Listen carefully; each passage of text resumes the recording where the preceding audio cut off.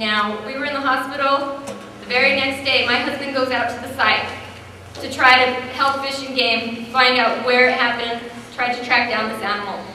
And my husband calls me while I'm in the hospital. He calls me on his cell phone and he says, "You will not believe this. There are children, there are families out here running up and down the trail, oblivious to what just happened to our son." People weren't warned until the media started showing up. And that trail was not closed down until 3 days after the attack. So I want to know what the Department of Fish and Game and Fish is doing to protect humans.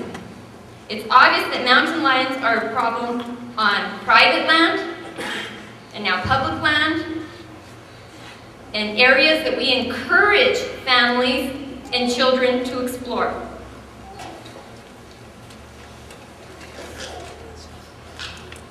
And here we're trying to pass rules that only further increase mountain lion populations.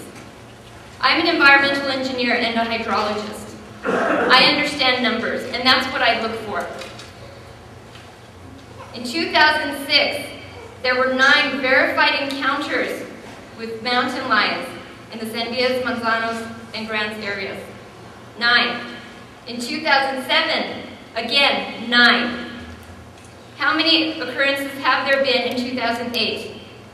There have been 40 verified encounters. That's verified by the Department of Game and Fish.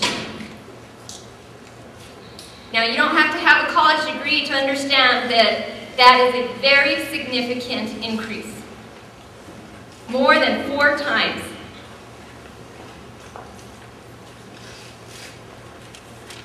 So what are we to do? Well, I think Leslie Lithcom wrote a very useful article in the Albuquerque Journal on September 11th, where she points out all of these occurrences with cougars and mountain lions. And she says, "You're the ones with the smarts. We are the ones, you guys are the ones with the smarts." And if you're worried about costs to keep a program going which helps to get rid of nuisance cougars, you're worried about costs, just wait until you're hit with lawsuits from people being injured. My son's hospital bills alone were over $84,000.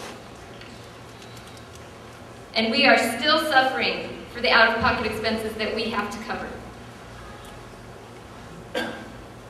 And no one has once said, "Let us help you with your medical expenses. We are really sorry this happened."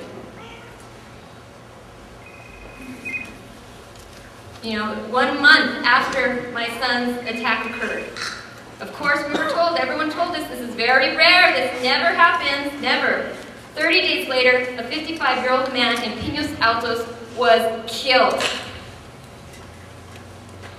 His body was eaten, and his body parts were buried.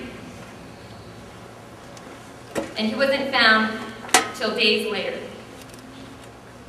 That is 1 month after this so-called very rare occurrence happened with my son. Just last Friday, a 29-year-old man was attacked in Taos. Believe me, the cougar issue is not just in one area. It is spread statewide. And we need to start addressing this issue on a statewide basis. And I don't want to see the away with control of these animals. We need to increase it. We need to be decreasing mountain lion populations. And no one has yet told me how many mountain lions we actually have. Oh, those numbers are hard to quantify. What we need wake up and do the best job we can because it's getting out of control.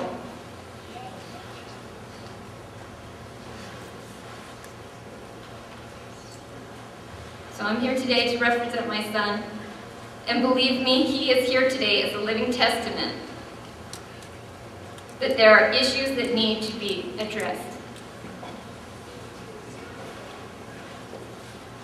And whether you pass any changes in this, I think in fact, all those changes should be deleted, and you should implement statewide control.